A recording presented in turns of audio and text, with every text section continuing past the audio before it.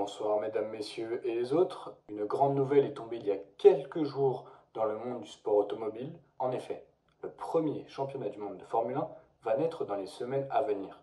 Pourquoi avoir créé ce championnat? Qu'est-ce que la Formule 1? Où trouve-t-elle son origine? Et comment suivre cette première saison? Tant de questions que vous devez vous poser et auxquelles cette émission va tâcher de répondre. Mais repartons au tout début de l'histoire de l'automobile. Le premier véhicule a vu le jour en France en 1769, construit par Joseph Cugnot. Dès lors, l'homme n'a cessé de vouloir aller toujours plus vite et toujours plus loin. Des marques sont nées, des hommes s'y sont intéressés, et très tôt la question de savoir quelle était la voiture la plus rapide et la plus endurante se pose.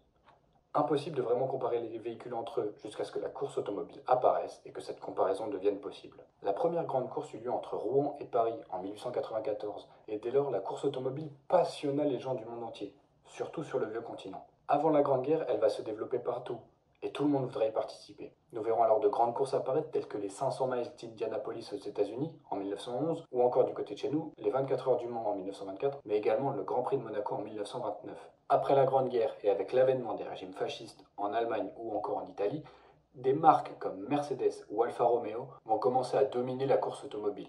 Cependant, leur domination sera ralentie avec la guerre que nous venons de traverser. La recherche, quant à elle, n'a pas cessé, et les voitures ont continué d'évoluer afin d'aider les armées de chaque camp. Il y a 4 ans, en 1946, la Commission sportive internationale de la Fédération internationale de l'automobile, aussi appelée FIA, a voulu uniformiser les règles de la course automobile et a créé pour cela une catégorie s'appelant Formule de course internationale numéro 1, dit Formule 1. 2 ans plus tard, cette dite réglementation est enfin mise en place. C'est alors que quelques-uns d'entre vous ont peut-être entendu à la radio des courses se passant un peu partout dans le monde. Cherchant à suivre son homologue de véhicule à 2 roues, la Fédération internationale de l'automobile a annoncé cette année la création d'un championnat du monde de Formule 1. Ce championnat comportera 7 courses officielles suivies en exclusivité par notre émission et que nous tâcherons de vous résumer. Les dates de chaque course se trouvent d'ailleurs dans un journal de bord juste en dessous. Nous pourrions voir des grandes marques et des pilotes reconnus s'aligner lors du premier Grand Prix en Angleterre sur le circuit de Silverstone ce 13 mai.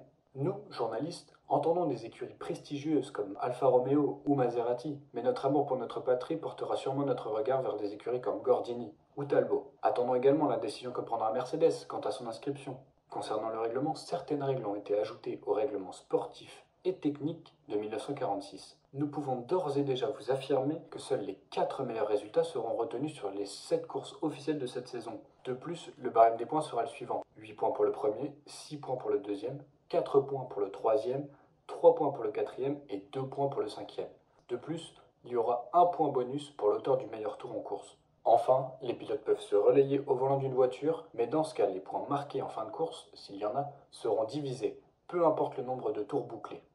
Mesdames, Messieurs, nous arrivons donc à la fin de cette première émission. Je vous propose de nous retrouver ce 13 mai à 17h45 à la fin de la première course de Formule 1. Comme je vous l'ai expliqué, cette émission vous fera un résumé du week-end qui s'est déroulé, en espérant vous voir nombreux au prochain rendez-vous, le 13 mai. À bientôt.